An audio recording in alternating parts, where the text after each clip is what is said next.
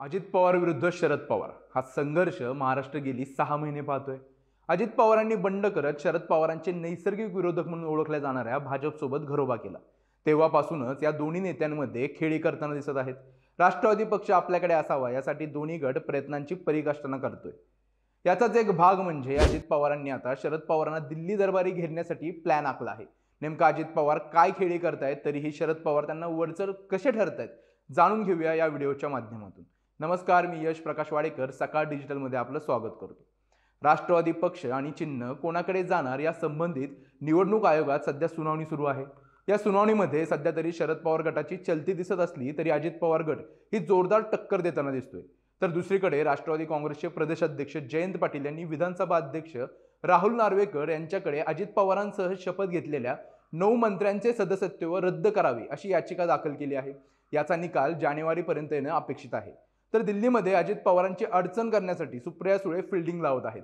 सुप्रिया सुळे आणि वंदना चव्हाण यांनी उपराष्ट्रपती आणि राज्यसभा सभापती जयदीप धनखड यांची भेट घेऊन अजित पवार गटात असणारे प्रफुल्ल पटेलांचे खासदारकी रद्द करण्याची मागणी केली आहे।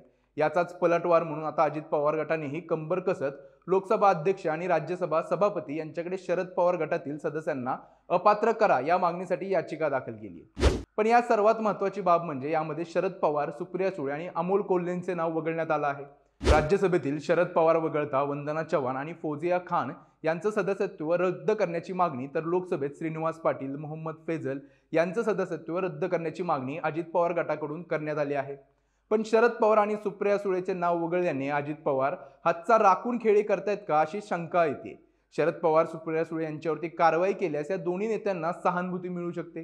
त्यामुळे या दोघांची नावं वगळल्याची चर्चा सध्या सुरू आहे। तर अमोल कोल्हे यांनी शरद पवार गटाला प्रतिज्ञापत्र दिल्याने त्यांचं नाव वगळण्यात आले। एकूणच शरद पवारांना मिळणाऱ्या सहानुभूतीमुळे अजित पवार गट चिंतेत असल्याचे स्पष्ट होत आहे। त्यामुळे अजित पवार अजूनही संपूर्ण ताकदीने शरद पवारांच्या विरोधात मैदानात उतरत नसल्याचे दिसते। यावरती भाजपही नाराज असल्याचं बोललं जाते। येणाऱ्या दिवसात दिल्लीत कोणत्या गटाचे खासदार निलंबित होतात हे कळेलच। पण आता हे दोन्ही नेते पुन्हा एकत्र येण्याच्या शक्यता दिवसेंदिवस धुसर होत चालल्यात। तुम्हाला काय वाटतं, कोणत्या गटाचे खासदार निलंबित होतील?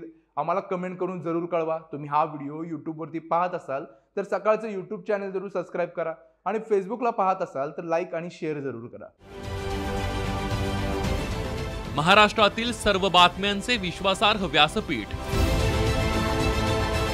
सकाळच्या सर्व सोशल मीडिया प्लॅटफॉर्मला लाईक, फॉलो आणि सबस्क्राईब करा। तसंच सर्व नोटिफिकेशनसाठी बेल आयकॉन प्रेस करायला विसरू नका।